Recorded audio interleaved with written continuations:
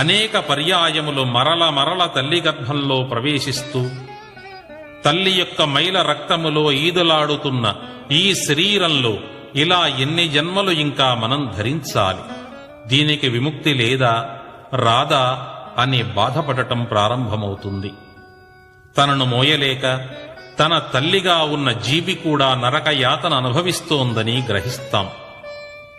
ప్రతి జన్మలోనూ అనుభవిస్తున్న ఈ ప్రత్యక్ష నరకము నుండి రక్షించి విముక్తిని ప్రసాదించమని, ఇక జన్మయే లేకుండా చేయమని ఆ భగవంతుణ్ణి ప్రార్థించటం ప్రారంభం చేస్తాం.